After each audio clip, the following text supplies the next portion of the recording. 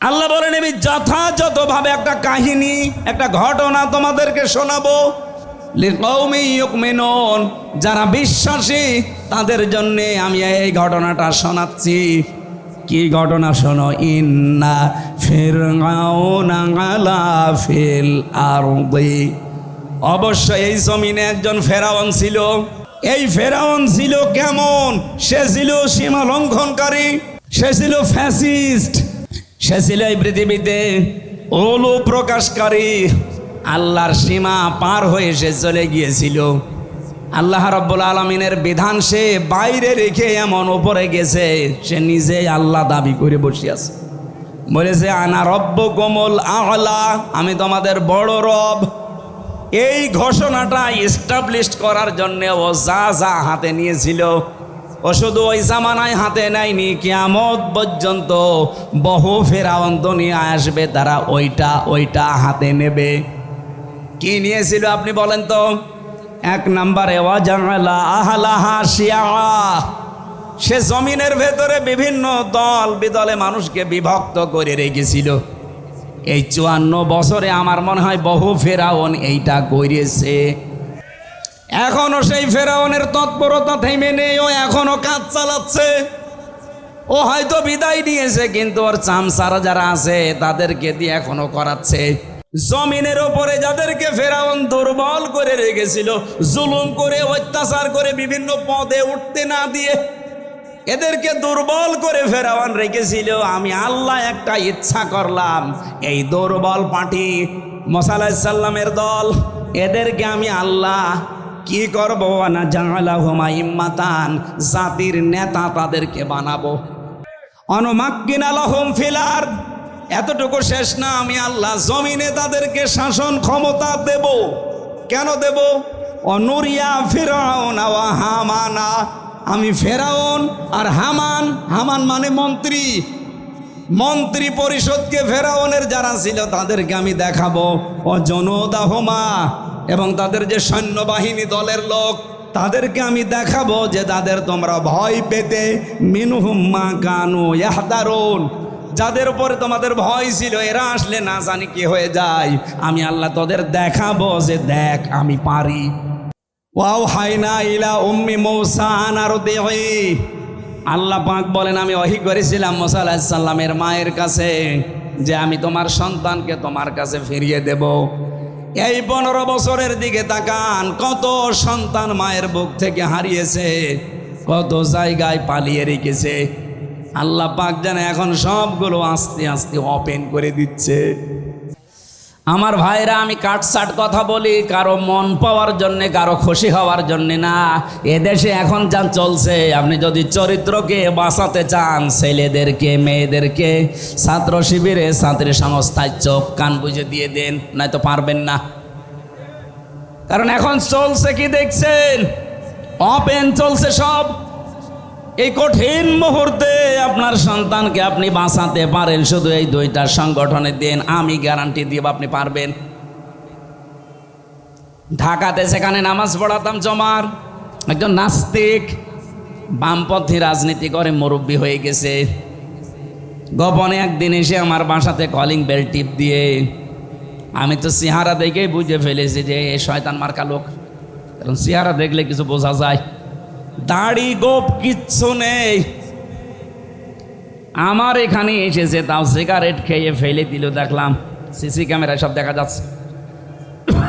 হুজুরের কাছে একটু মানুষ দোয়া দরুদ পড়িয়ে আসে, ও দোয়া দরুদ নেই, সিগারেট টানতে টানতে। নাস্তা করালাম, কি আপনার কি সমস্যা? বলছে আপনি তো আমাদের ইমাম, আমি নামাজ পড়তে আসি অনেক দূর থেকে, জমান নামাজ। আপনি একটা শিবিরের কোনো দায়িত্বশীল ছেলেরে খুঁজে দেন, আমার মেয়েটাকে প্রাইভেট পড়াবো। মেয়ে আমার বিশ্ববিদ্যালয় 2nd ইয়ারে পড়ে। চিন্তা করলাম এত বড় মেয়েকে পড়াতে চাই শিবিরের ছেলের কাছে। পরিচয় নিলাম পড়াটা, দেখলাম উনি বামপন্থী রাজনীতি করে, মুরব্বী হয়ে গেছে একেবারে। আমি ওনারে বললাম সত্যি কথা বলেন তো, বাংলাদেশে প্রায় 75টার উপরে দল এখন কাজ করছে, 73টার উপরে বিভিন্ন দলের ছাত্র সংগঠন আছে তাদের। আপনি কোনো দলের নাম বললেন না, ছাত্র শিবিরের ছেলে খুঁজতে চান কেন? আমার বলছে হুজুর অন্য কোনো দলের ছেলে মেয়ের ছেলেদের কাছে যদি মেয়ে পড়তে দেয় দেখা যাচ্ছে মেয়ে নিয়ে চলে যাবে, কিন্তু শিবিরের ছেলের ওপরে আমার এই ভরসা আছে অন্তত মেয়ে নিয়ে পালাবে না। এর চাইতে আপনি আর কি চান? আজকে একটা টক শো দেখছিলাম আসার সময়, সবচাইতে বড় দল বলে যারা রাফায় না, তাদের একজন কেন্দ্রীয় নেতা, সে বলছে আমার 2 জন ভাতিজা ঢাকা বিশ্ববিদ্যালয়ে পড়ে, তারা ওই ডাকসুতে শিবিরকে ভোট দিয়েছে। আমি জিজ্ঞাসা করলাম যে তোরা আমার ভাতিজা আর তোরা শিবিরকে ভোট দিলি মানে? 2 জন ভাতিজা নির্দ্বিধায় বলে দিচ্ছে চাচা, শিবিরের এই ছেলেরা আমাদেরকে খাবারের পানির ব্যবস্থা করে দিয়েছে, অন্য কোনো দলের ছাত্র সংগঠন এটা করে নাই। মেয়েদের প্রতি তাদের যে রেসপেক্ট, যাদের যে সম্মান, এটা আমরা অভিভূত হয়ে গেছি, এই জন্যে আমরা জেনে শুনেই ভোট দিয়েছি। বলেন সুবহানাল্লাহ। আমি যে দৃশ্যগুলো এখন দেখতে পাচ্ছি, বিশেষ করে ডাকসু আর জাকসুর পরে, কালকে আমি রাজশাহীতে ছিলাম, আমি দেখেছি রাজশাহী তো 1 চান্সে যাবে, চট্টগ্রাম তো আরো আগে যাবে, কারণ সারা বাংলাদেশের ভেতরে সবচাইতে ঘাঁটি চট্টগ্রাম। এরপরে আমার কুষ্টিয়া, ওটা তো আরো বড় ঘাঁটি। আপনি কোথায় বাদ দেবেন? কিছুদিন পরে দেখেন কিছু মানুষ বলতে আরম্ভ করবে আমরা নির্বাচনই চাই না। আমাদের এক মুরব্বী আপা আছেন, ব্যারিস্টার, আমি নাম নিলাম না, উনি আজকে বলছিল যে বিএনপি আমরা কোনোদিন এই ডাকসু নির্বাচন চাইনি, এটা আমাদের উপরে চাপিয়ে দেওয়া হয়েছে। আমার তো মনে হচ্ছে মহিলা কয়দিন পরে এইটাও বলবে যে জাতীয় নির্বাচন আমরা চাইনি, চাপিয়ে দেওয়া হয়েছে। আমি আন্দাজে বলি না, আমি একটা থিওরি দেখে বলছি। কোরআনে কারিমে আছে ইযা জাআ নাসরুল্লাহি ওয়াল ফাত, হে নবী যখন আল্লাহর সাহায্য আসবে তখন আপনি বিজয় দেখতে পাবেন। বিজয় যদি কেউ আল্লাহর দেখতে পায়, 9টা জিনিস সে দেখতে পাবে। কয়টা? আরো জোরে বলেন। এখানে আল্লাহ একটা একটা করে অনেকগুলো দিচ্ছেন, আপনি তাকান। কোরআন শরীফ পড়ে আমি এই 9টা পেয়েছি, যে বিজয় যদি দেখতে পান আপনি এই 9টা জিনিস অবশ্যই দেখতে পাবেন। ওয়ারাইতান নাসা ইয়াদখুলুনা ফি দীনিল্লাহি আফওয়াজা, হে নবী আপনি দেখবেন দলে দলে পালে পালে মানুষ ইসলামে প্রবেশ করছে। আগস্টের 5 তারিখের পর থেকে তো ছিল কম বেশি, ডাকসুর পরে এই 9 সেপ্টেম্বরের পরে দেখেন মানুষ দলে দলে আরম্ভ করেছে। এই কথা বলেন না কেন? এই 7 দিনের জরিপ দেখছেন, 9 থেকে এই 17, মাত্র এই 7 দিনে বাংলাদেশে কত মানুষ অলরেডি ইসলামে সব ফেলে দিয়ে চলে এসেছে। গত শুক্রবারে আমার হাতেই প্রায় 18 জন, তাও মোড়ল সব এলাকার। ওরা এসে বলছে হুজুর এতদিন আমরা মানুষের তৈরি করা আইনের পক্ষে ছিলাম, এখন কি যেন মনে হয়ে গেল এই ডাকসু নির্বাচনের পরে মনটাই পাল্টিয়ে গেল। আমরা এখন আল্লাহর তৈরি করা আইন কায়েমের জন্য চেষ্টা করতে চাই, যেটা সব চাইতে বাংলাদেশে এগিয়ে আছে জামাত ইসলামী।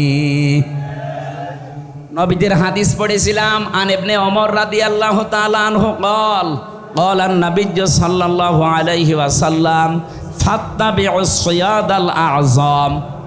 নবীজি বলেন যারা ইসলাম কায়েম করতে অগ্রণী ভূমিকা পালন করছে তোমাদের ভেতরে, যাদের দ্বারা ইসলাম কায়েম হওয়া দ্রুত সম্ভব, তোমাদের উচিত হচ্ছে তাদেরকে অনুসরণ করা, পেছনে থাকা। বাংলাদেশে 73টা দল কাজ করছে। আপনার বিবেককে প্রশ্ন করে বলেন, এই মুহূর্তে ইউনিয়ন থেকে শুরু করে আন্তর্জাতিক মহল পর্যন্ত সব জায়গায় ইসলাম যদি এসে যায়, এটা সুচারুরূপে কায়েম করে চালাতে পারে বাংলাদেশ জামাত ইসলামী। আর অন্য কোনো দলকে দিলে তারা পারবে না, কারণ তাদের ওইভাবে লোক এখনো তৈরি হয়নি। একটা ইউনিয়ন থেকে শুরু করে আন্তর্জাতিক মহল পর্যন্ত প্রত্যেকটা জায়গায় সৎ, যোগ্য এবং নির্ভীক লোক তৈরি হয়ে গেছে জামাত ইসলামীতে। তাহলে হাদিস ছিল কি? ফাত্তাবিউস সিওয়াদাল আযম, যারা দুনিয়াতে তাড়াতাড়ি ইসলাম কায়েম করতে পারে তোমরা তাদেরকে সাপোর্ট করো, ইত্তেবা করো, অনুসরণ করো।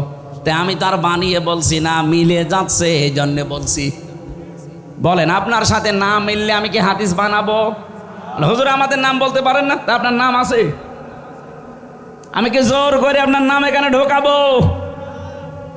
যাদের ঢুকতেছে তাদের ঢুকিয়ে দিলাম, আপনার তো ঢোকে না।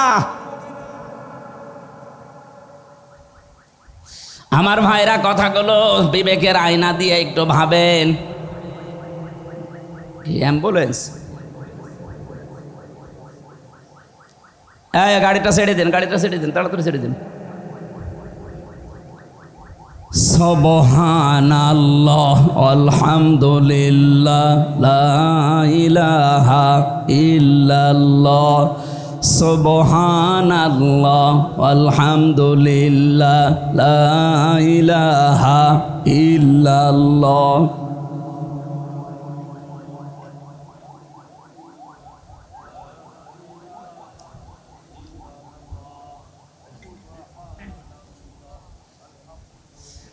এখানে একটু নড়াচড়া কম করবেন, হ্যাঁ। লা ইলাহা ইল্লাল্লাহ মুহাম্মাদুর রাসূলুল্লাহ। সিরাজগঞ্জবাসী এই 18 জন, শুধু আমার মতো আমির হামজা না, সবগুলো এলাকার লিডার। কুষ্টিয়া সদর আর ইবি থানায় বাড়ি, আপনি খোঁজ নেন। জমার দিন নামাজ পড়ার পরে সব এসেছে রাতের বেলা। আমি বললাম ঠিক আছে, কালেমা পড়ানো লাগবে। বলছে না, কালেমা মুখস্থ আছে, কিন্তু ভুল পথে ছিলাম। এই যে ভুল পথে ছিলাম এইটা ওর মনের ভেতরে আন্দোলিত করে দিয়েছে কে? বলেন বলেন। এতদিন তো তারা আসে নাই। রব্বুল আলামিন বলেন আমার সাহায্য যখন আসবে আপনি বিজয় দেখতে পাবেন। বিজয়ের প্রথম নমুনা এইটা যে দলে দলে পালে পালে মানুষ দেখবেন ইসলামে প্রবেশ করছে। এই জন্য এবার একটা আশার সঞ্চার আমার হয়েছে। আমার তেলাওয়াত কিন্তু আয়াত ওই রকমই, আপনি একটু দেখবেন কেমন মেলে। আমার সূরা কসস থেকে পড়া আজকের আয়াত, 2টা আয়াত মাত্র পড়েছি। যদিও সিরাতুন নবী সাল্লাল্লাহু আলাইহি ওয়াসাল্লাম এই মাহফিল আমি সাজিয়ে নেব কোরআনের আয়াত দিয়ে ইনশাআল্লাহ। কারণ কোরআন দিয়ে কথা যারা বলে, নবীজি বলেন তারা সত্য কথা বলে। বলেন সুবহানাল্লাহ। মান ক্বালা বিহি সাদাকা, যারা কথা বলে কোরআন দিয়ে তারা সত্য কথা বলে। এই গ্যারান্টি দিচ্ছেন কে? না, আল্লাহ না, নবীজি। অমান আসদাকু মিনাল্লাহি কিলা, আল্লাহর চাইতে সত্য কথা আর কেউ বলে না। এবার আসেন আমরা সরাসরি কোরআনে প্রবেশ করি। সূরা কসস এর বাংলা অর্থ হচ্ছে ঘটনা বা কাহিনী সমূহ। বহু কাহিনী আল্লাহ এর ভেতরে দিয়েছেন। একটা কাহিনী আমাদের এই দেশের সাথে এখন পুরাপুরি মিলে যাচ্ছে, এই জন্যে এটা তেলাওয়াত করলাম। তাসিম মিম হরফে মুকাত্তাআত। যদিও কিছু কিছু মুফাসসিরিন ইকরাম এর বাংলা একটা অর্থ বের করেছে, কিন্তু আমরা ওইটা বিশ্বাস করি না। আল্লাহর ঘোষণা আল্লাহু আ'লামু বিমুরাদিহি, এর আসল অর্থ আল্লাহ জানে, এজন্য ছেড়ে দিলাম, জান, আর দরকার নেই। যদি এটা নিয়ে বেশি নাড়াচাড়া করতে চান শেষে ঈমান হারা হয়ে যাব। আমার কুষ্টিয়ার লালন ভক্ত যারা আছে তারা আবার এটা নিয়ে বেশি নাড়াচাড়া করে, শেষে নিজের ঈমানই নেই। আল্লাহ যেহেতু নিষেধ, রাসূলের নিষেধ, আমরা আর ভেতরে যেতে চাই না, এ পর্যন্তই থাক। এবার আসেন যেখান থেকে ভেতরে যাওয়া যায়। তিলকা আয়াতুল কিতাবিল মুবিন। আল্লাহ পাক বলেন এই আয়াতগুলো, এই যে এখন বলবো যেগুলো, এই আয়াতগুলো স্পষ্ট কিতাবের আয়াত। আল্লাহর ঘোষণা দেওয়ার আগে আমরা পেলাম কিতাবের আগে আলিফ লাম। আল্লাহ পাক যদি এখানে কিতাবের আগে আলিফ লাম না দিতেন আমরা অর্থই করতে পারতাম না। আল্লাহ বলেন এই কিতাব, এই আয়াতগুলো স্পষ্ট কিতাবের আয়াত। আমার প্রশ্ন এখন, যারা আমার ডানে বামে বসে আছেন, সামনে পেছনে আছেন, বলেন তো কোরআন আমাদের কাছে স্পষ্ট না অস্পষ্ট? না, হয়নি। এখানে যারা বসে আছেন, আমি ওইটা বলতে চাইনি, আমি বলতে চাচ্ছি যারা বললেন আমার কাছে কোরআন স্পষ্ট, আপনি পড়া কোরআন শরীফ থেকে ৬,৬৬৬টি আয়াতের অর্থ বলতে পারবেন? আপনি একটা আয়াত দিলে ব্যাখ্যা করে এর শেষ নামাতে পারবেন? আপনার কাছে স্পষ্ট হয় কি করে? আপনি তো এর কাছে আসেন না। এর কাছে যেভাবে আসা দরকার ওইভাবে এখনো আমরা আসতে পারি না, আর আমরা বলে ফেললাম আমাদের কাছে কোরআন স্পষ্ট। হ্যাঁ, এদেশে একটা রহমত আছে, কোরআন স্পষ্ট করার একটা জায়গা আছে, সেটা জামাত ইসলামী বাংলাদেশ। আপনি এর কাছে এসে দেখেন, বেশি দিন লাগবে না, মাত্র 6 মাস আপনাকে যদি এর ভেতরে রাখতে পারি, আল্লাহর কসম কোরআনও আপনার কাছে স্পষ্টই হয়ে যাবে। 15টা ফর্ম পূরণ করা লাগে প্রতিদিন, ঘর আটকানো লাগে 15টা।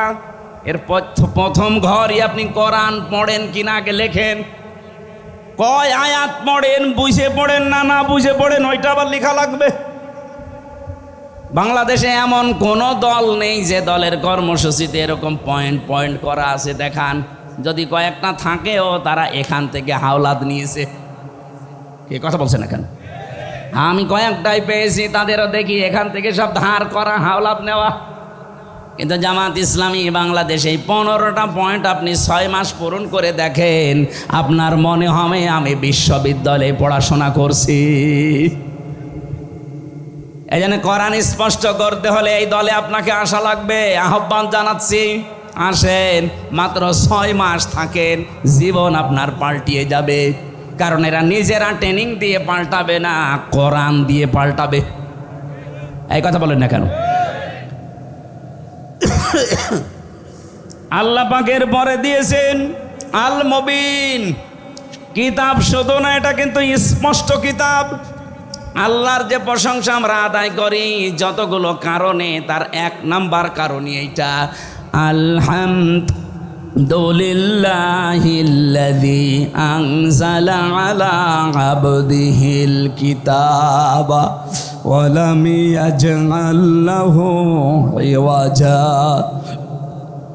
রব্বুল আলামিন বলেন, প্রশংসা আমার। যতগুলো কারণে প্রশংসা তোমরা করবা, তার 1 নাম্বার কারণেই, কারণ আমি আমার বান্দার প্রতি এমন একটা কিতাব দিয়েছি যে কিতাবের ভেতরে কোনো গোপন কথা নেই, কোনো অস্পষ্ট কথা নেই, কোনো বাঁকা কথা নেই, যা আছে সব স্পষ্ট কথা। ও সিরাজগঞ্জবাসী, আল্লাহ বলছেন আমার কোরআনে কোনো বাঁকা কথা নেই, গোপন কথা নেই। এই জন্যেই তো আমরা দেখি এই পৃথিবীতে যারা কোরআনের কাছে আসে আর কোরআন যারা বুঝতে চেষ্টা করে, তাদেরকে মাথায় বাড়ি দিয়েও আপনি আর গোপন রাখতে পারেন না। ওরা কোরআনের কাছে আসলে যেন ওপেন হতে চায়। এই কথা বললেন না? হযরত ওমর কোরআনের কাছে এসেছিলেন, বুঝেছিলেন, আর গোপন থাকেননি, ওপেন হয়ে গেছেন। আপনি যার দিকে তাকাবেন তাকান, যারা কোরআন পড়েছে বুঝেছে, ওরা আর কেউ গোপনে ছিল না, সব ওপেন হয়ে গেছে। দুঃখজনক হলেও সত্য, বাংলাদেশে আমরা অনেক আলেম পর্যন্ত এখনো আছি, বলে হুজুর আমি গোপনে আছি। আপনি আর কতদিন গোপনে থাকবেন বলেন? এত ওপেন হওয়ার পরও আপনার এখনো সময় হয়নি। আপনি এখনো যদি বলেন আমি গোপনে আছি, কেন বলেন আমি জানি। সেই দিন আমাকে ঢাকা থেকে একজন বলছিল, হুজুর যেভাবে কথা বলা আরম্ভ করেছেন, আমারও মনে চাই আমি স্পষ্টভাবে প্রকাশ্যে কোরআনের পক্ষে কাজ করি, তো মনের ভেতরে একটা ভয়, যদি এবার ইসলাম না আসে তাহলে আমার ইমামতি থাকবে তো। আরে শয়তান, ওই ইমামতি নিয়ে আস। আর আপনার কাছে কেন এমন মনে হয় এখনো যে ইসলাম এবার আসবে না বলেন? কোন ছেলে যদি মাইক হাতে নিয়ে এলাকার মানুষকে বলে যে আমার বাবার জমি আমি পাই কি না পাই, আমার সন্দেহ লাগে, তাহলে এটা কি বৈধ সন্তান না অবৈধ? আরো জোরে বলেন। লোকজন বলবে না যে তোর বাবার সম্পত্তি তুই পাবি না, মানে এলাকার লোক পাবে। 92% মুসলমান এই দেশে, যে ঝড় উঠেছে, আরে শুধুমাত্র সিরাজগঞ্জের এই সদর থানা না, সারা বাংলাদেশের 630টা থানায় আমার কম বেশি এখন যাওয়া। আমি দেখছি সারা দেশে যেভাবে ঝড় উঠেছে, ইসলাম এবার সংসদে যাবেই। হ্যাঁ, কিছু চাপাবাজ আছে, ওদের চাপাবাজও বন্ধ হয়ে যাবে। এখনো পর্যন্ত ওদের মুখ জোর কমে না। এখনো ওই সেই মান্ধাত আমলের চিন্তায় আছে যে আমরা বড় দল জিকির করতে থাকেন, বাকি সব সিয়ার ইসলাম নিয়ে যাক।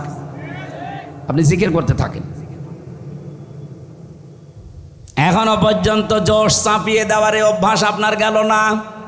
কিছু হলে খালি চাপিয়ে দেন। কতদিন দেবেন আর? আপনাদের এই এলাকায় একজন আছে, এই লোকটার কিছু হলে খালি ওই সে মানধাতা বলে চিন্তায় চলে যায়। এখনো যদি কেউ আমাদেরকে রাজাকার বলতে চান, আমার মনে হয় ওই লোকটার মুখ এই ফজু পাগলার মতো আগুন ধরিয়ে দেওয়া দরকার।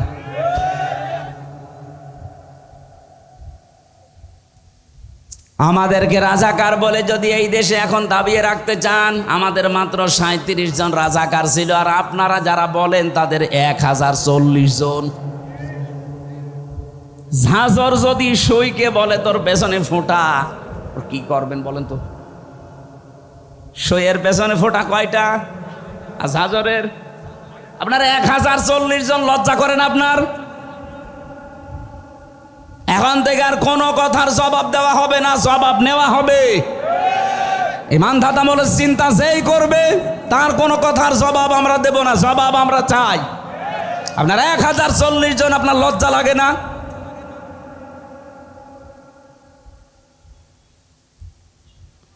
ও সিরাজগঞ্জবাসী, হ্যাঁ আমি জানি অনেকের মন খারাপ হবে, সত্য কথা শুনলে সবার কাছে ভালো লাগে না। এটাই যে আলেমগুলো এখনো দোদুল্যমান অবস্থায় আছেন, আপনি কি কিতাব পড়ে আলেম হয়েছেন? কোরআন বলছে আয়াতুল কিতাবিল মুবিন, এটা স্পষ্ট কিতাবের আয়াত। যারা এর কাছে আসে পড়ে তারা স্পষ্ট হতে চায়, ওপেন হতে চায়। আর আপনি এখনো বলেন যদি পাস না করি আমার ইমামতি থাকবে। তো এই জন্য গোপনে আসি। থাকেন আপনি গোপনে। ইসলাম এবার আসবে, হয় আপনাকে নিয়ে না আপনাকে বাদ দিয়ে। হ্যাঁ কথা বলেন, ইসলাম এবার আসবেই, হয় আপনাকে নিয়ে আসবে না আপনাকে বাদ দিয়ে আসবে। আপনাকে নিয়ে আসলে ভালো।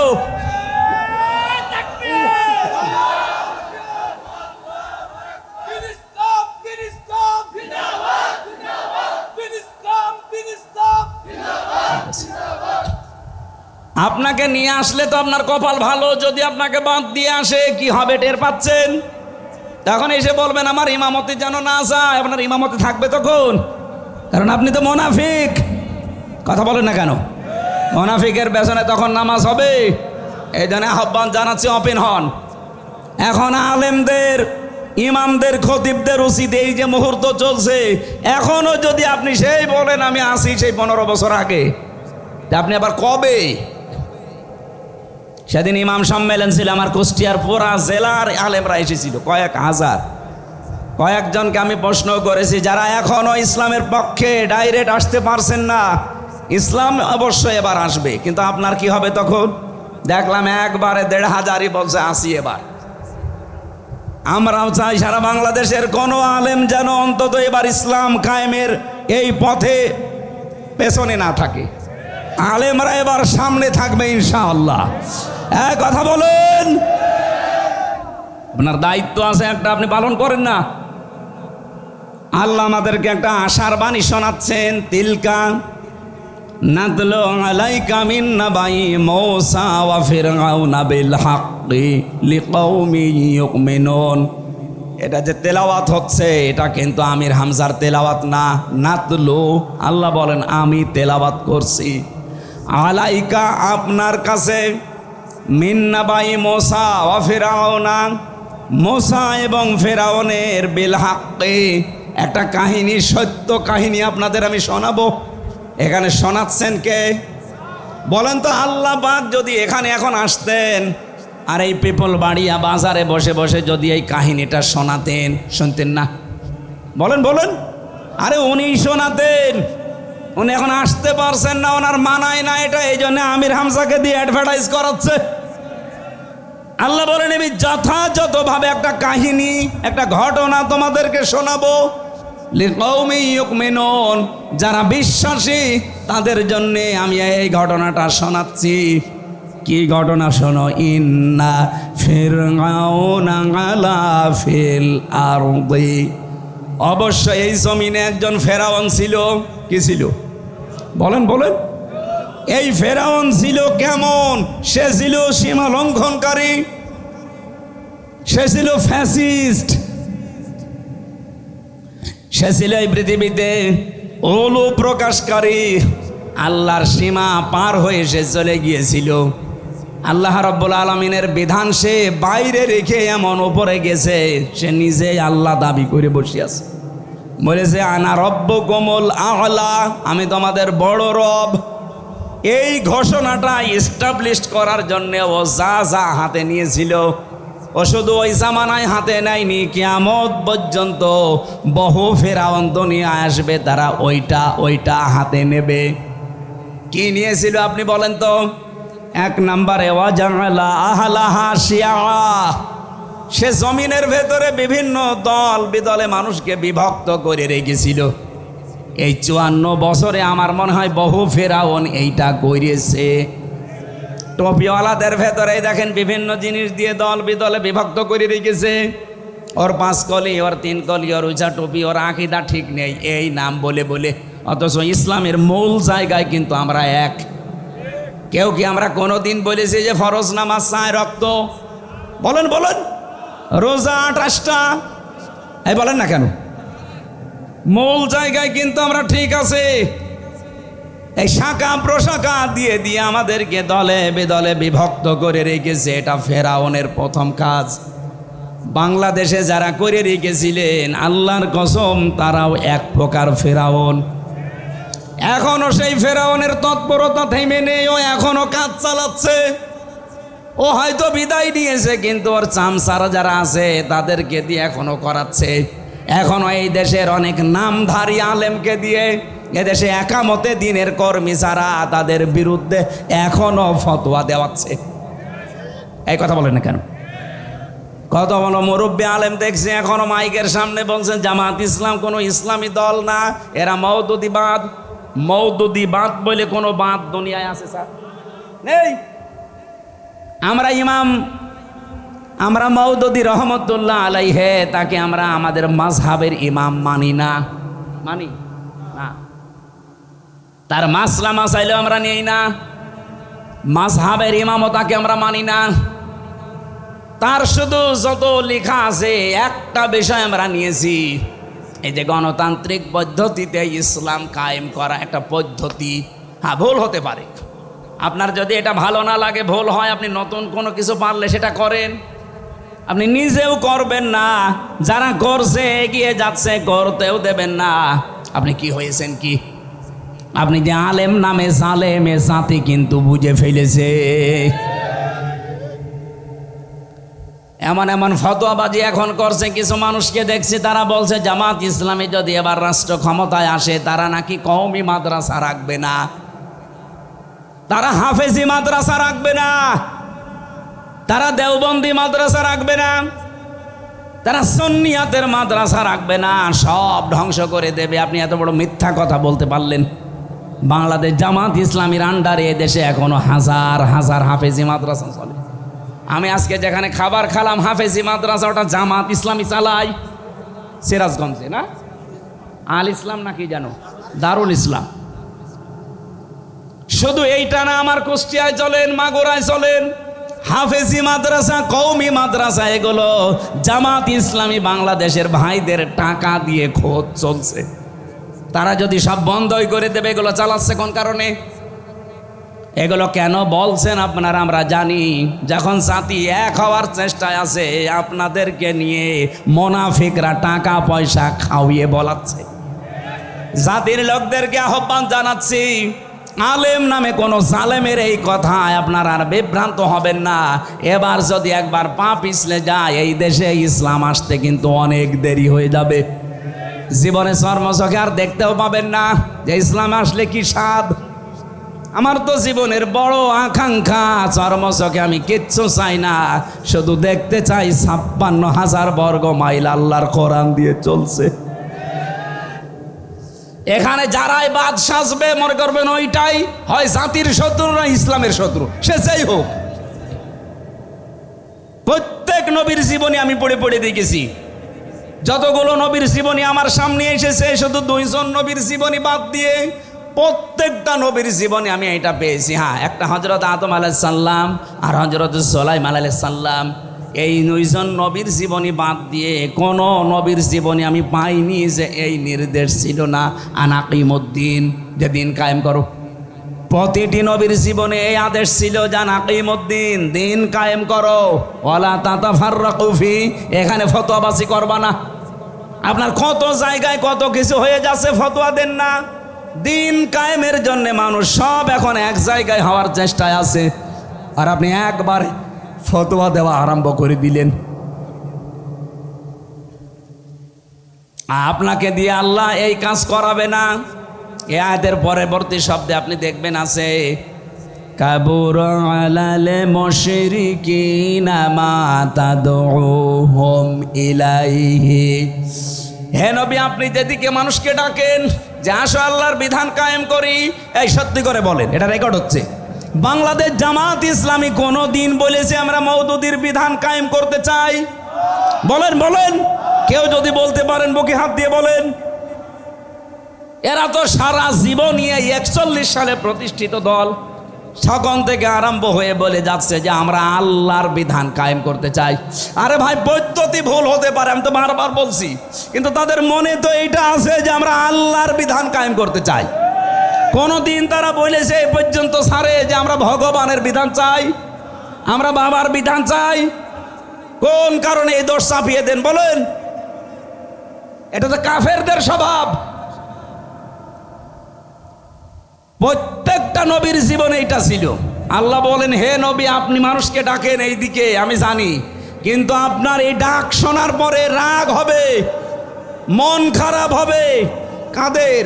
আলাল মুশরিকিন, মুশরিকদের।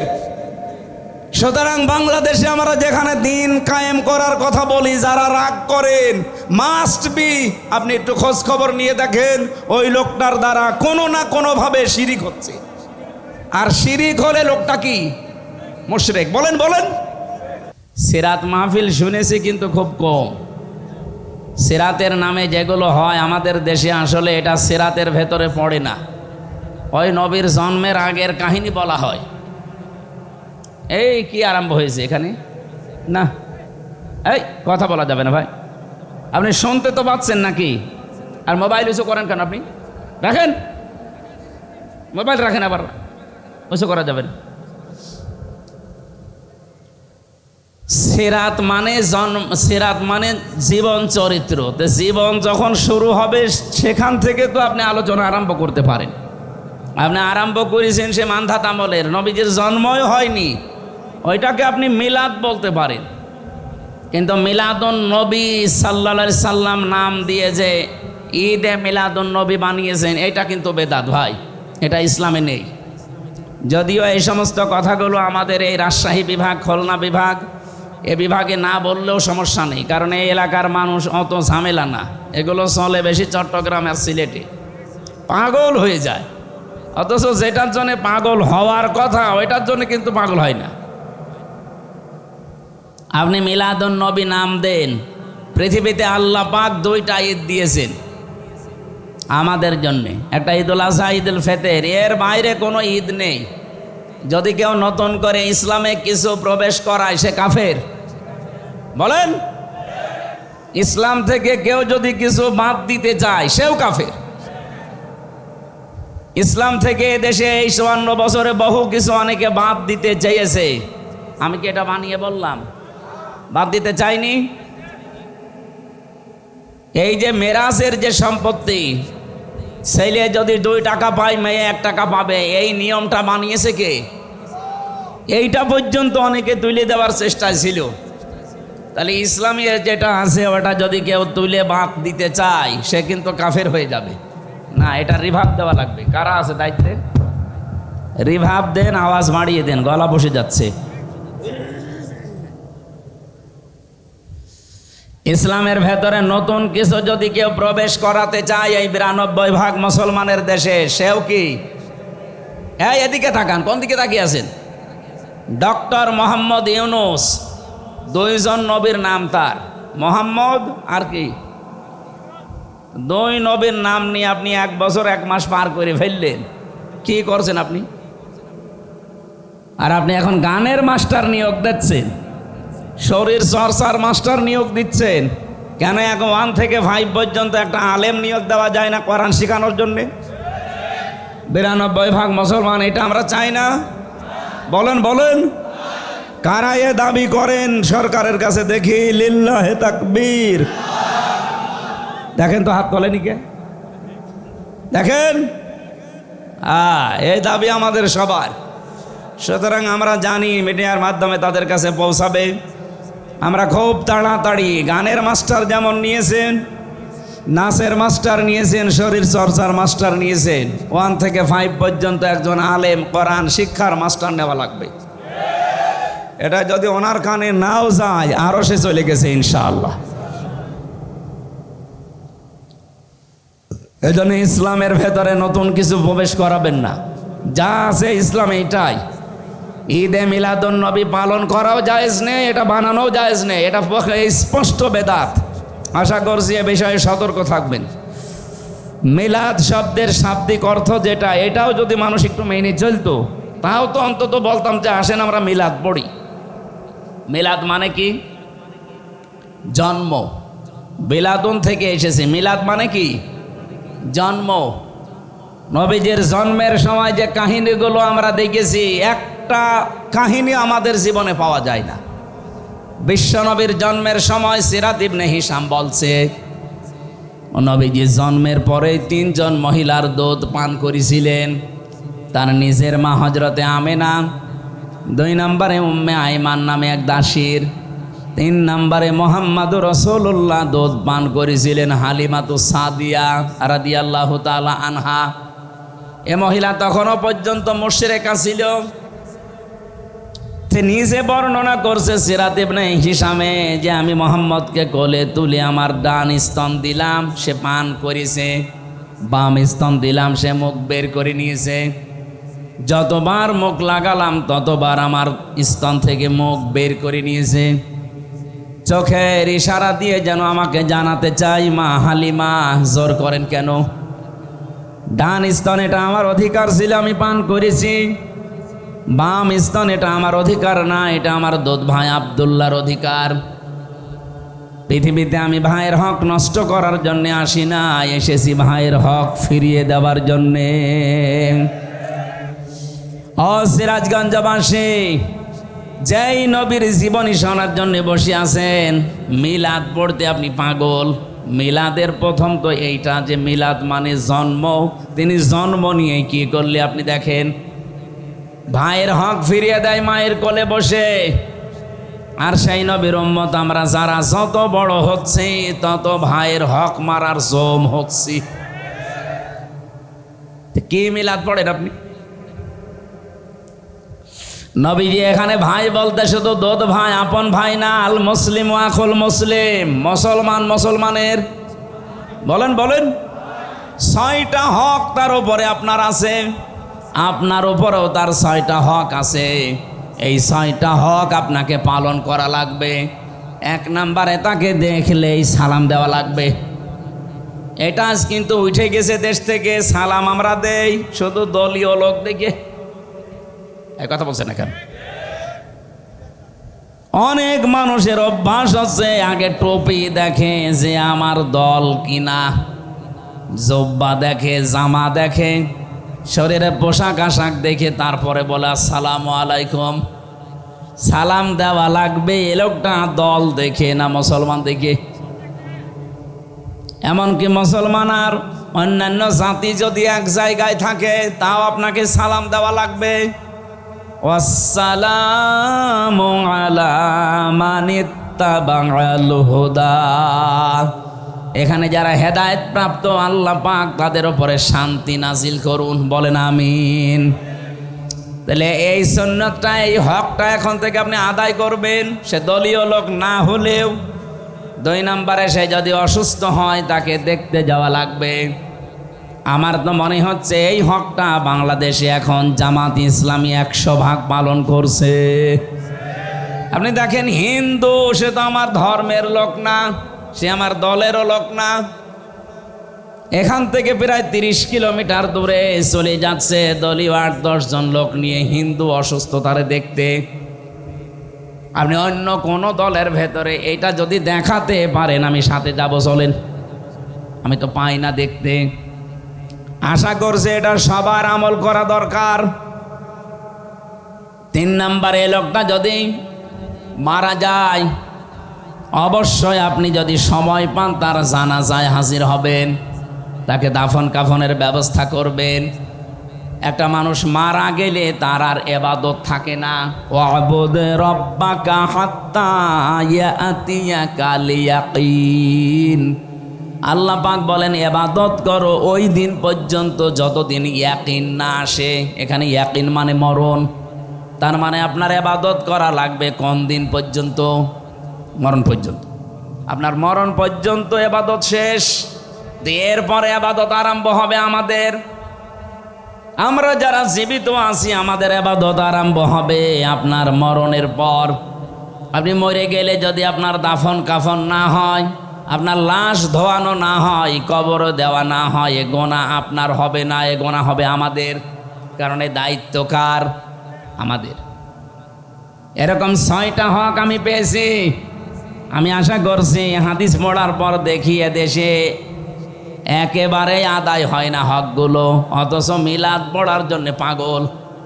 আমার এটাকে নিয়ে বলবো, হুজুর আসেন, আমার বাবা মরে গেছে, মিলাদ পড়ে দেন। আরে ভাই, মিলাদে তো প্রথমে এইটাই বলতাম যে হক আদায় করেন। যেই নবীর মিলাদ মানে জন্ম শোনার জন্য আপনি পাগল, সেই নবী জন্ম নিয়ে এই কাজ করেছিলেন, আর আপনি কি করেন? মিলাদটা যাই তাই গেল, যা আমরা বলি তা তো মানি না। সিরাত তো আরো অবস্থা খারাপ। এ পৃথিবীতে সিরাত শুনতে হলে বিশ্ব নবী মুহাম্মদুর রাসূলুল্লাহ যেদিন নবুয়ত পেয়েছিলেন ওই দিন থেকে ইন্তেকাল পর্যন্ত আমরা অনেক মানুষ এটা ছড়িয়েছি। বিশেষ করে আমি এই 3টা দেশে পেলাম, বাংলাদেশ, ভারত আর পাকিস্তান। অনেকেই বলে যে আমরা নবীওয়ালা কাজ করছি, অথচ নবীজি নবী হয়েছিলেন 40 বছর বয়সে, যেদিন তিনি কোরআন পেয়েছেন সেই দিন থেকে। কথা বলেন না কেন? বলেন, 1 থেকে 40 বছর পর্যন্ত তিনি কোরআন পেয়েছেন। এর আগে কেউ তাকে নবী বলে ডাকতো? বলেন।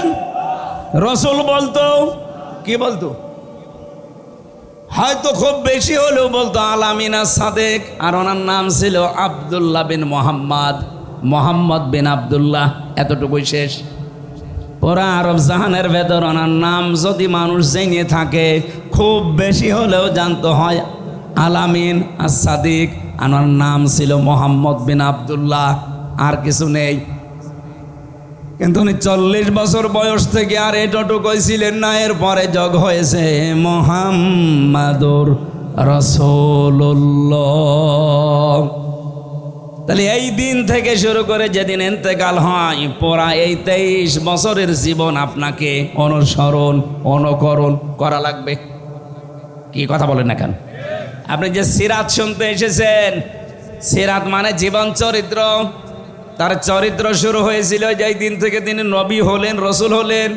এর আগে যেগুলো ছিল মানবিক গুণাবলী, ওগুলো অর্জন করতে পারলে আপনি সোনাই সোহাগা। কিন্তু 40 থেকে 63 এই 23 বছরের 1 সেকেন্ডও বাদ দিতে পারবেন না। হ্যাঁ, উনি 17 বছর থেকে দল গঠন করেছিলেন হিলফুল ফজল।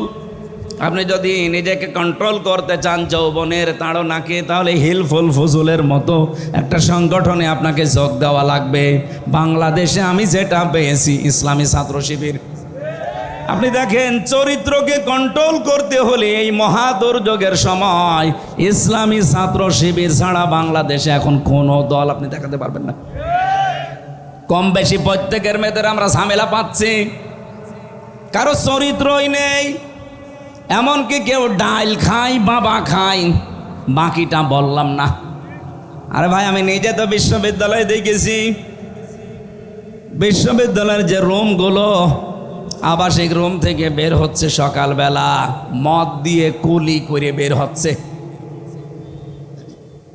আমি প্রথমে জাহাঙ্গীরনগরে চান্স পেয়েছিলাম সাংবাদিকতায়, তা আমার তো সিরত যা, ওই ছাতায় তো পড়া সম্ভব না। এই জন্য বছর খানিক থাকার পরে এসে আল কোরআনে ভর্তি হয়েছিলাম কুষ্টিয়া বিশ্ববিদ্যালয়ে। আমি দেখেছিলাম ওখানে মানুষ ছাত্র মাস্টার্সে পড়ে, সকালবেলা মদ দিয়ে কুলি করে এরপরে বের হচ্ছে, এটা ছাত্র। সুতরাং আপনি যখন দেখবেন আপনাকে দিন কায়েমের কাজ আল্লাহ অ্যাক্টিভ ভাবে করাচ্ছে, আপনি বিশ্বাস করতে পারেন সূরা শুরার 13 নম্বর আয়াতের শেষের অংশ অনুযায়ী আল্লাহ আপনাকে মনোনীত করে ফেলেছে। বলেন সুবহানাল্লাহ। আল্লাহ যেন আমাকে আপনাকে এই জায়গায় শামিল করেন, বলেন আমিন। আল্লাহ স্পষ্টভাবে বললেন যে ফেরাউনের প্রথম কাজ ছিল দলে বিদলে বিভক্ত করে রাখতো মানুষকে। ওর একটা উদ্দেশ্য ছিল, কারণ মানুষ যদি দল বিদলে বিভক্ত হয়ে থাকে তাহলে শক্তি হারিয়ে যায়, তখন ও যা মনে চায় তাই করতে পারে। এটা এতদিন এই ফেরাউন হাসিনা করেছে। দেখেন কত দলে বিদলে আমাদের বিভক্ত করে রেখেছিল। এদেশে মানুষ যা, তার চাইতে অনেকের দল বেশি। আমি জেলখানায় একটা লোক পেয়েছিলাম, ও একটা দলের সভাপতি, ওর দলের নাম হচ্ছে আল্লাহর দল, আব্দুল মতিন ওনার নাম। ওনার আমি একদিন বললাম যে ভাই আপনি আল্লাহর দলের সভাপতি, সেক্রেটারি কে?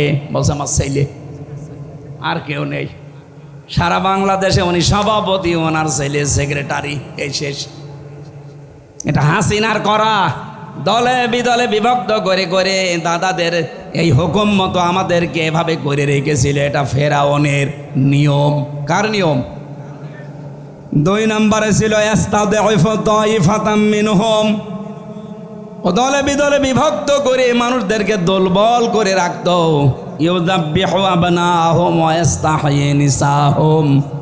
সে ওই দেশের পুরুষদেরকে মেরে ফেলতো, মেয়েদেরকে বাঁচিয়ে রাখতো। এ আয়াতের 2টা তাফসীর হয়। 1 নম্বরে ওই জামানায় ফেরাউন বহু পুরুষ বাচ্চাকে মেরে ফেলেছিল, কোনোদিন শোনেননি? বলেন বলেন, মেয়েদেরকে যে বাঁচিয়ে রাখতো শোনেননি? তাহলে এখন তাফসীর কিভাবে করবেন? আধুনিক মুফাসসির যারা, তারা আয়াতের তাফসীর করছে এভাবে, যেমন এমন কায়দা ফেরাউন করবে, কিয়ামত পর্যন্ত তো ফেরাউন থাকবে না, কিন্তু ওর পেতাত্তারা থাকবে। ওরা যদি ক্ষমতায় কোনো সময় থাকে, তারা ওই দেশের যারা যোগ্য মানুষ তাদেরকে চেয়ারের পরিবর্তে পেছনে ফেলে রাখবে। আমরা এই দেশে এই 15.5 বছরে এইটাই বেশি দেখেছি। যোগ্য হওয়ার পরেও শাহিনুর আলম ওনার যোগ্যতার সম্পূর্ণ জায়গায় বসতে পারবে না, বসে থাকবে 10 নম্বর চেয়ারে। আমি 1 থেকে মাস্টার্স পর্যন্ত আমার ফার্স্ট ক্লাস ফার্স্ট আছে, অল ফার্স্ট ক্লাস আমার। বলেন আমার জায়গা মতো যাওয়া দরকার, খালি পেছনে দলীয় পরিচয় আছে, এই জন্য আমারে না নিয়ে 80 রোল নাম্বার যার তারে নিয়েছে। এই যে আমাকে ওই জায়গায় না নিয়ে আপনি এই পেছনে ফেলে রাখলেন 80 নাম্বার চেয়ারে, এটা আমাকে মেরে ফেলার শামিল না? এটা করেছিল ফেরাউন। এখনকার ফেরাউনরা এইটা করছে, ওই জামানায় মেরে ফেলতো সরাসরি। আর এখন তার যোগ্যতা সম্পন্ন জায়গায় না যেতে দিয়ে বাধা প্রাপ্ত করে তাকে একটা মেরে ফেলা। 2 নম্বরে মেয়েদেরকে সে বাঁচিয়ে রাখতো। 15.5 বছরে দেখেন ছেলেদের চাকরি হয় না আর মেয়েদের চাকরির অভাব হয় না। ইন্নাহু কানা মিনাল মুফসিদিন, নিশ্চয় সে ছিল ফ্যাসাদ সৃষ্টিকারী, বিশৃঙ্খলা সৃষ্টিকারী, সন্ত্রাসী। এতটুকু আল্লাহ যদি শেষ করে দিতেন, আমরা সত্যি বলছি আয়াত আমরা পড়তাম না। এবার একটা আশার বাণী আল্লাহ আমাদেরকে শুনিয়েছেন, নাকি বলবো না? রব্বুল আলামিন বলেন, নুরিদু আন্নামুন্না, আমি আল্লাহ নিজে ইচ্ছা করলাম। বলেন তো ইচ্ছাটা কার? আরো জোরে। আমি আল্লাহ নিজে ইচ্ছা করলাম আমি মনন করব। মনন মানে অনুগ্রহ করা, দয়া করা। আমি আল্লাহ একটা ইচ্ছা করলাম যে আমি অনুগ্রহ করব, দয়া করব আলাল্লাযীনা ইসতাদঈফু ফিল আরদ, তাদের উপরে যাদেরকে ফেরাউন এতদিন দুর্বল করে রেখেছিল। জমিনের উপরে যাদেরকে ফেরাউন দুর্বল করে রেখেছিল, জুলুম করে, অত্যাচার করে, বিভিন্ন পদে উঠতে না দিয়ে এদেরকে দুর্বল করে ফেরাউন রেখেছিল। আমি আল্লাহ একটা ইচ্ছা করলাম, এই দুর্বল পার্টি মুসা আলাইহিস সালামের দল, এদেরকে আমি আল্লাহ কি করব না জাআলাহুম আইম্মাতান, জাতির নেতা তাদেরকে বানাবো। আপনি ডাকশো আর জাকশো থেকে আরম্ভ আল্লাহ অলরেডি করে দিয়েছে। যেই জাকশো জাহাঙ্গীরনগর বিশ্ববিদ্যালয়ে শিবির নাম শুনলেই পিটিয়ে মেরে ফেলতো। এমনকি পায়খানার ভেতরে ইশারায় নামাজ পড়া লেগেছে এমন জায়গা। ঢাকা বিশ্ববিদ্যালয়ের মহসিন হলে এই 16 বছর আজান দিতে দেয়নি সালেমরা। ছাত্রলীগের ভাইদের নাকি ঘুমের ডিস্টার্ব হবে, এজন্য ফজরের আজান হইতো না।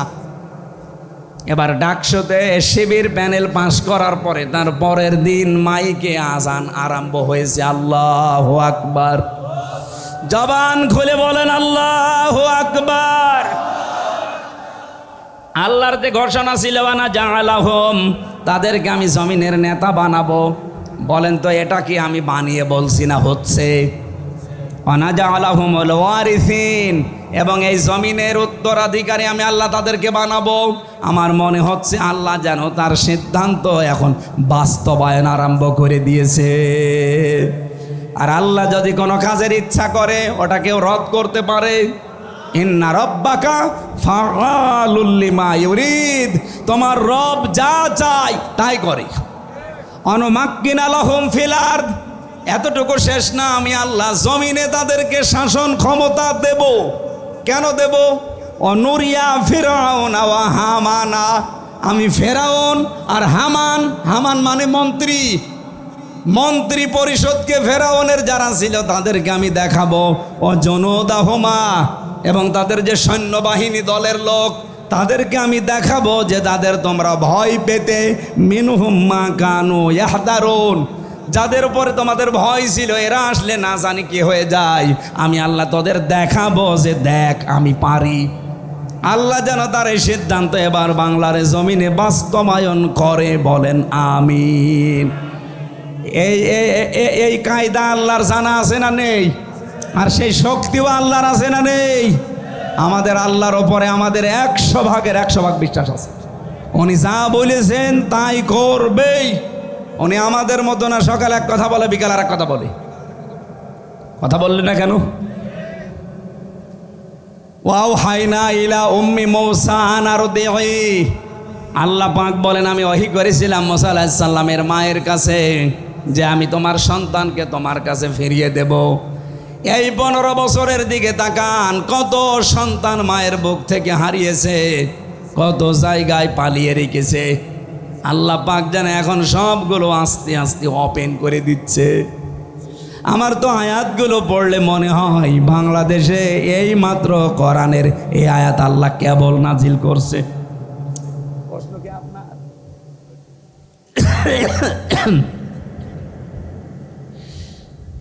এ দেশের মুসলিম হিসাবে ভোট দেওয়া কতটা জরুরি, এটা ফরজ। এখন যে অবস্থা চলছে এটা ফরজ। দলিল সূরা নিসার 85 নম্বর আয়াত, মাই ইয়াশফা শাফাআতান হাসানাতান ইয়াকুল্লাহু নাসিবুম মিনহা, কোনো মানুষ একটা ভালো কাজে সুপারিশ করলে ও ভালো কাজ করে যা পাবে সুপারিশ করে তাই পাবেন। ভোট দেওয়া সুপারিশ করা একই বিষয়। বাংলাদেশে এবার যদি এই কাজ না হয়ে যারা নাস্তিক, যারা শরিয়া আইন বিশ্বাস করে না, আপনাদের এখানে একজন আছে ও ঘোষণা দিয়েছে যে শরিয়া আইন আমরা বিশ্বাস করি না, এইরকম মানুষগুলো যদি আসে যারা শরিয়া আইনই বিশ্বাস করে না, শরিয়া আইন সব তুলে দেবে না, তখন বলবে নামাজ পড়া লাগবে না। আপনি কি করবেন? আপনার তো চেয়ার নেই, বাধ্য হবেন নামাজ না পড়ে থাকতে। জাহাঙ্গীরনগর বিশ্ববিদ্যালয়ে যদি পায়খানার ভেতরে দাঁড়িয়ে নামাজ পড়া লাগে ইশারায় বাংলাদেশে, অথচ সেখানে এখন আল্লাহু আকবার আজান হচ্ছে, সুবহানাল্লাহ বলতে পারেন নাই? ভোট দেওয়া কতটুকু জরুরি? জরুরি মানে এখন যে অবস্থা চলছে এখন ফরজ হয়ে দাঁড়িয়েছে। আসসালামু আলাইকুম। মহিলাদের সংগঠনের প্রতি আগ্রহী হওয়ার জন্যে, হ্যাঁ সম্মানিতা মা বোনেরা, আগ্রহী হওয়ার জন্যে কি আপনার দায়িত্ব হচ্ছে এই মুহূর্তে ইসলামের পক্ষে থাকা। এতে মা বাবা স্বামী সন্তান সব যদি একদিকে চলে যায়, ফেরাউনের স্ত্রী আসিয়ার মতো আপনি একা দাঁড়িয়ে থাকবেন। লা তাআতা লিমাখলুকিন ইল্লা বিমাসিয়াতিল খালিক। আল্লাহর বিরুদ্ধে যায়, রাসূলের বিরুদ্ধে যায় এমন কোন কাজ বাবাকেও মানা যাবে না, স্বামীকেও মানা যাবে না, সন্তানকেও মানা যাবে না। কথা বললেন না কেন? এটাকে শুধু পুরুষদের না মহিলাদেরও?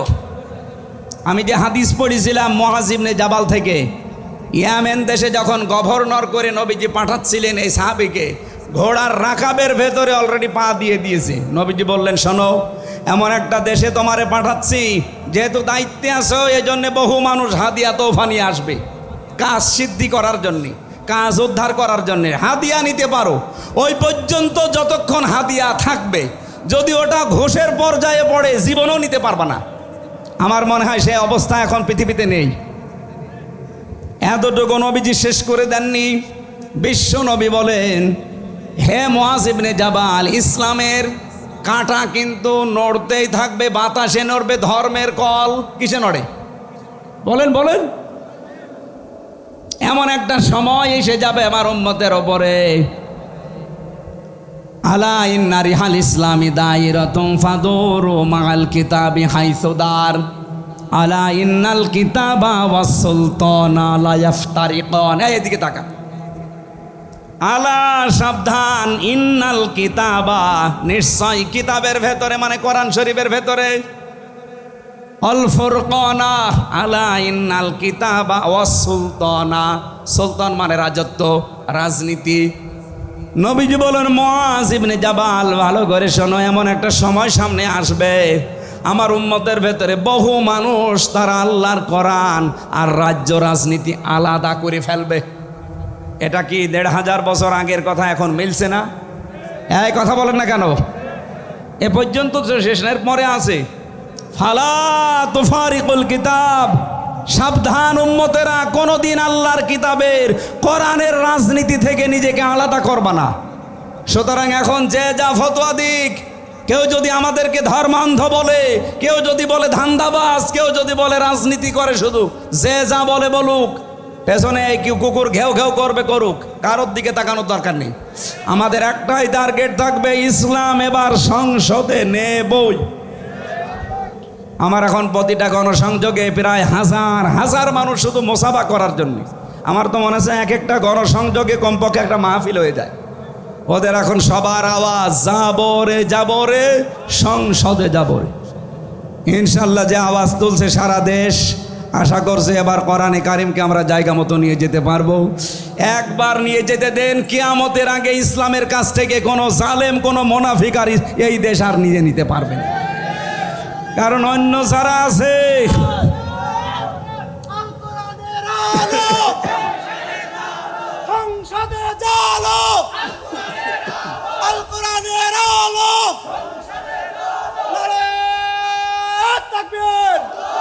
আরে ভাই, আমি কোরআন শরীফ মাথায় নিয়ে বলতে পারি, অন্য যারা রাজনীতি করছেন তাদের কোনো আদর্শ আছে? আপনি বলেন। খালি মারিং কাটিং ছাড়া কি আদর্শ আছে তাদের? বলেন। খালি ধান্দাবাজি আর চাঁদাবাজি।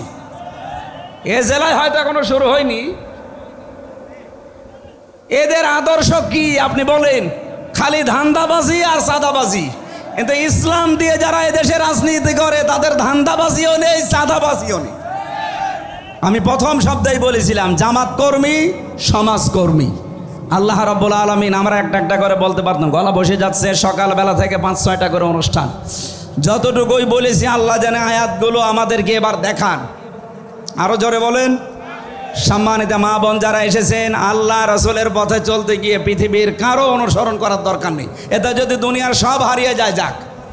আল্লাহ আপনাদেরকে হযরতে আসিয়ার মতো যেন কবুল করেন, আল্লাহুম্মা আমিন। লা ইলাহা ইল্লা আনতা সুবহানাক ইন্নী কুনতু মিনাজ জালিমিন। রব্বুল আলামিন, চাতক পাখির মতো এরা এই কাদা জায়গা, ভেজা জায়গায় বসে আছে। কোরআনে কারিম শোনার জন্য এরা এত পাগল, এদেরকে তুমি ওমরের মতো বানিয়ে দাও। সওয়াবগুলো যদি দিয়েই থাকো কিছু নবীজির রওজায় পৌঁছিয়ে দাও। পৃথিবীর মাটির নিচে যারা ঘুমিয়ে গেল এদেরকে মাফ করে দাও। মা বাপ আমরা যারা হারিয়ে ফেলেছি আমাদের মা বাপকে জান্নাতুল ফেরদাউস দিয়ে দাও।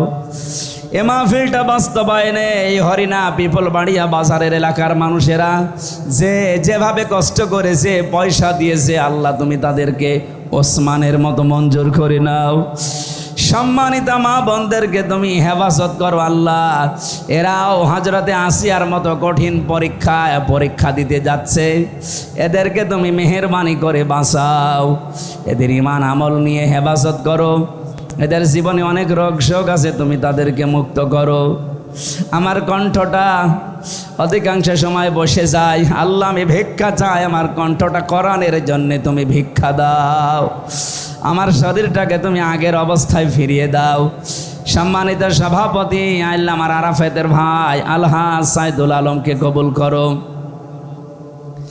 প্রধান অতিথি অধ্যক্ষ শাহিনুর আলম ভাইকে কবুল করো। যত অতিথি এসেছে আল্লাহ মঞ্জুর করো। এ বাজারে যারাই ব্যবসা বাণিজ্য করে এদের বরকত দিয়ে ঢেলে দাও। বারাকাল্লাহু লানা ওয়া লাকুম ফিল কোরআনিল আযীম। কখন কার কাছে আজরাইল এসে যায় জানি না। জীবনের শেষ কথা যেন এইটা অন্তত বলতে পারি, লা ইলাহা ইল্লাল্লাহু মুহাম্মাদুর রাসূলুল্লাহ। আমার লিখিত বই ছিল, জেলখানায় লিখেছিলাম মেয়েদের ওপরে, যাদের দাম্পত্য জীবনে কলহ সমস্যা ঝগড়াঝাঁটি